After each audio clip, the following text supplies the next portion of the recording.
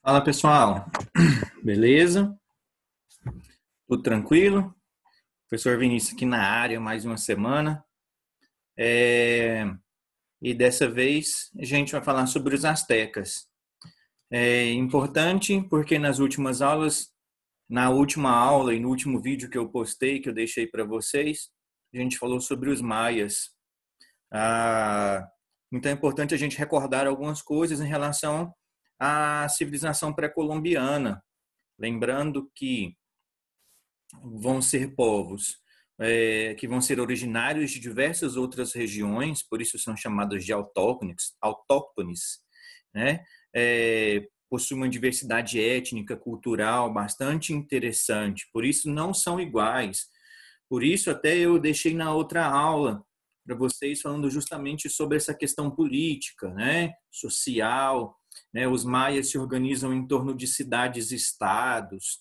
Ah, ah, os incas em impérios, os astecas em impérios. Então, nós vamos dar uma abordagem muito bacana sobre isso. Tá? Lembrar os maias, eles vão se organizar em torno de cidades-estados independentes. Né?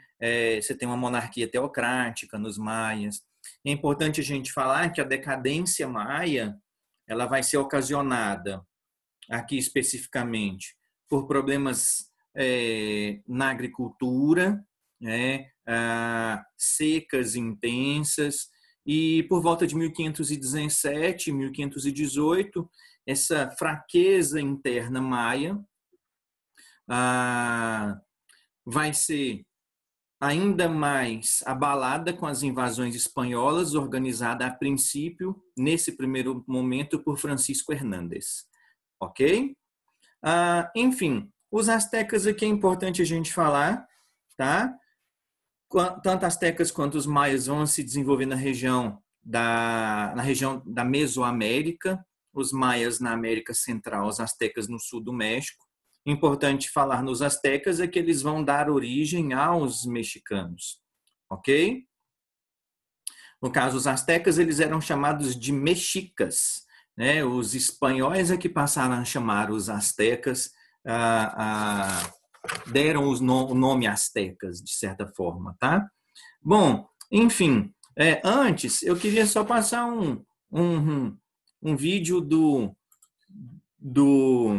Chaves. Eu achei interessante esse vídeo que eu achei, o Chaves falando sobre os astecas. Então eu queria mostrar ele para vocês. Muito bacana. Vamos lá? Claro, Chaves fez parte da infância de muita gente, né? Vamos lá? Olha só. Pois é, então os astecas vieram caminhando, caminhando, caminhando, caminhando, caminhando, caminhando, até que chegaram numa plantação de cacto. E ali estava uma águia em cima de uma serpente, comendo todos os cactos. Então... Não, espere aí, Chaves. A águia estava comendo a serpente. A serpente? Claro. Em vez dos cactos? Sim, as águias não comem cactos. Claro, sim, por causa dos espinhos. Eu uma vez comi 6 cactos, no dia seguinte... Não, espere, Chaves, espere. Estamos no exame de história. Diga o que fizeram os astecas quando chegaram a esse lugar onde encontraram a águia comendo a serpente. Tiveram que pegar de bruto. Como? Tiveram que pegar de bruto. Como? Bem, está escrito aqui no livro de história. Onde está escrito isso no livro de história, Chaves? Aqui, eu vou mostrar para o senhor.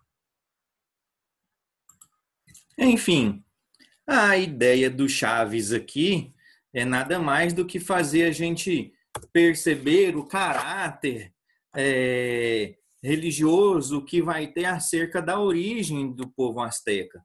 E aí, quando ele fala, os astecas vieram caminhando, caminhando, caminhando, caminhando, é importante a gente lembrar dessa questão que eu já deixei no outro vídeo.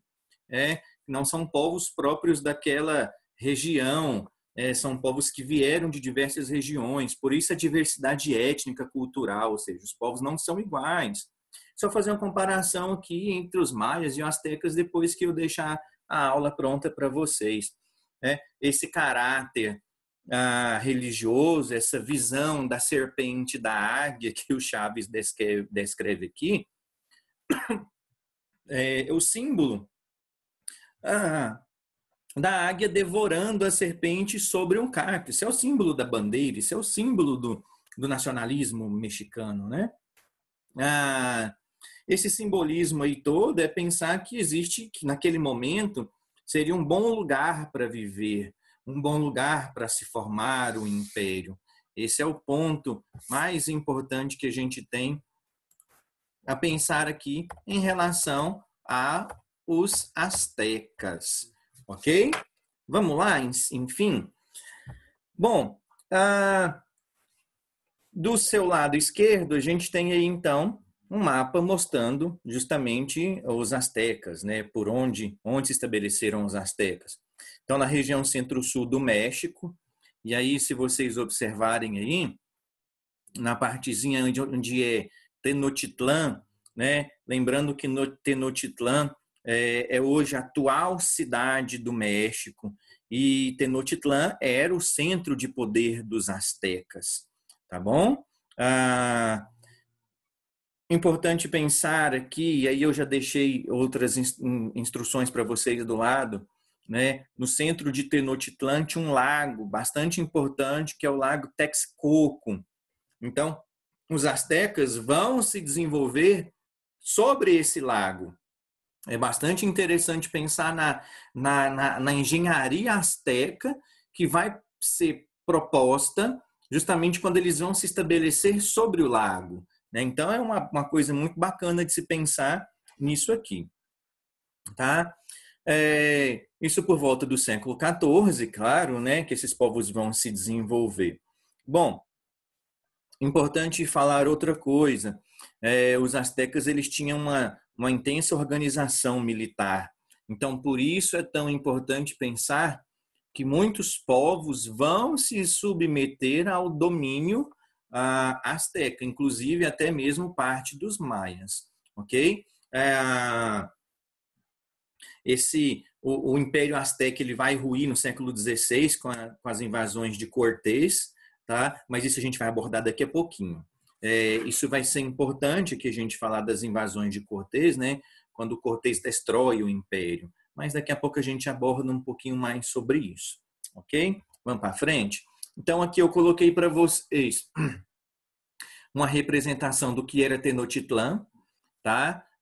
O centro de poder asteca aqui. Se vocês observarem mais abaixo, vocês vão ver o Lago Texcoco. Então, vocês podem perceber que pela estrutura da cidade, conseguiram se desenvolver e instalar uma base política, social bastante forte, né?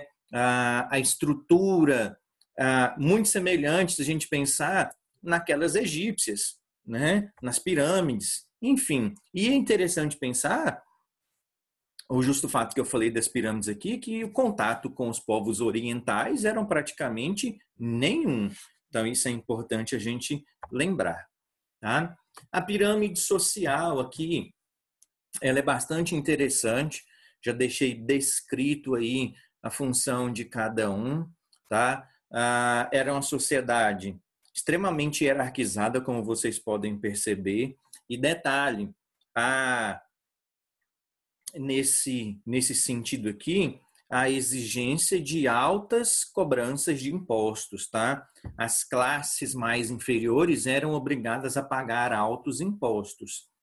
E os demais povos que se submeteram também. Por isso havia internamente, dentro, né, do Império Azteca, um descontentamento muito grande por parte de algumas pessoas, né? Essas cobranças de impostos aí eram em torno de alimentos, de joias, de escravos, enfim. Detalhe que eu quero deixar aqui para vocês pensarem, né? Os escravos formavam o grupo inferior, poderiam ser por dívida, por guerra ou criminosos condenados.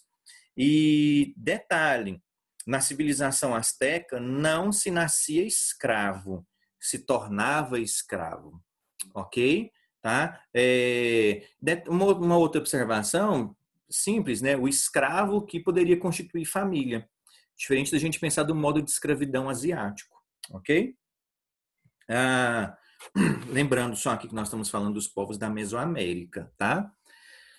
A atividade econômica aqui, especificamente, era voltada, os astecas eram voltados para a agricultura, na maior parte, né? A base alimentar dos astecas aqui era o milho, tá bom? Aqui, lembrando, e aí do seu lado direito, que a escassez de terra fértil, e aí quando eu falo escassez de terra fértil, porque justamente na região onde os astecas vão se estabelecer, era um lago, um pântano. Então, eles vão ter que desenvolver técnicas de jardins flutuantes, e se vocês observarem a imagem lá, vocês vão ver que todo o cultivo de grãos, de cereais, era em cima desses jardins suspensos, dessas regiões aí alagadiças. Esses jardins flutuantes de produção, eles eram chamados de chinampas, né? Então, você plantava nesses lugares, nesses jardins suspensos para produção, ok? Aqui um detalhe importante a se pensar que somente os nobres eram isentos de impostos. Esses nobres isentos de impostos eram os sacerdotes, né, e aqueles responsáveis pelas atividades militares, ok? A religiosidade, e é importante a gente falar, tinha um caráter politeísta, né, aqui. Quando eu coloco aqui deuses agrários, é porque é importante pensar que os deuses aqui tinham uma finalidade de promover o crescimento e a evolução da produção, né? Para isso era até, né, curioso existir, porque tinham as questões das cerimônias de sacrifício. Essas cerimônias de sacrifício aqui, elas ocorriam para que se pudesse homenagear um Deus, para que se pudesse ofertar a Deus e agradecer a Deus por aquele ano de produção, tá? Detalhe, quem eram esses que eram sacrificados? Geralmente escravos ou até mesmo cidadãos que se ofereciam para isso, tá bom? Certo?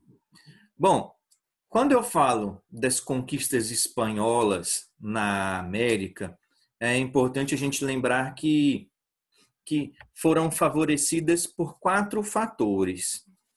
Primeiro fator, a superioridade bélica, né? É importante pensar que os europeus já tinham conhecimento de armas de metal, né? E até alguns, por exemplo, de fogo, mas aqui é muito raro, né? A base de pólvora, mas a superioridade bélica, isso é uma coisa que a gente tem que pensar, né? O uso de cavalos, e isso é outra coisa bastante interessante, porque os nativos não conheciam cavalos, né? E tinham pânico quando viam, achavam que eram animais de outro mundo, né? O terceiro fator, os ataques noturnos, né? Muitos tanto maias, incas ou quanto astecas sofreram muitos ataques noturnos dos espanhóis, né? E o outro fator, e até determinante para isso, são rebeliões internas, né? No caso dos maias, por exemplo, a gente percebe que há um conflito interno justamente pela necessidade de produção, de cultivo. No caso dos astecas, é importante pensar que os povos submetidos ao império se viam revoltados e por muitas vezes passaram a seguir os espanhóis para auxiliá-los nos conflitos contra esses astecas. Então, é importante a gente pensar nesse sentido, né? Aqui a gente vai falar da conquista de Cortés no Império Azteca. Bom, Hernán Cortés aqui, basicamente, nós falamos, então, da conquista espanhola, tá? Nesse sentido, é importante a gente pensar no seguinte, tinha algo, além do conflito militar, né, que os astecas vão sofrer, você tinha um conflito ainda mitológico. É interessante pensar, porque quando os astecas avistam os espanhóis chegando, né, na região de Cancún, ali, por exemplo, né, na península de Yucatán, os astecas acreditavam e achavam que os espanhóis eram deuses. E logo depois é que foram percebendo que não eram deuses, que eram conquistadores, né? Então tinha esse caráter mitológico que os astecas acabaram caindo nessa questão, tá? Nessa imagem, na parte central aqui, vocês podem perceber Hernán Cortés com Malinche, tá? Malinche vai se tornar extremamente importante quando Hernán Cortés chega na região, né? O imperador vai dar Malinche como prêmio para Cortés e ela vai se tornar uma grande aliada dele, né? Por quê? Porque ela, além dela saber a língua nativa, ela também vai aprender o espanhol de maneira muito fácil. Então, Malinche ela vai ser tradutora de Cortés, porque ela vai aprender o espanhol muito fácil. Ela sabe a língua nativa asteca e maia, né? Além disso, ela ainda vai ser amante e vai ter alguns filhos com Cortés. Existe até uma questão no México, né? Que se trata da história do México em si, é que se fala, por exemplo, de Malinche ser a mãe da pátria mexicana. A mãe da pátria, que eu quero dizer, porque a mistura que vai ocorrer, né, entre os espanhóis e os nativos, né, os filhos que vão ser deixados pelos dois, mas tem outro fator de ser considerada traidora. Por quê? Porque ela aproximou os espanhóis do povo nativo e ocasionou o genocídio de muitos nativos, né? Enfim, essa é uma questão que é muito discutida, tá? Quando eu falo nessas conquistas, quando eu falo nessa ideia, é importante a gente lembrar que existiam dois modos de conquista que foram praticadas pelos espanhóis de maneira geral aqui na América. Um modo de conquista militar e um modo de conquista religioso. Quando eu falo nisso, é importante a gente pensar porque vai ocorrer uma imposição de valores europeus sobre os nativos.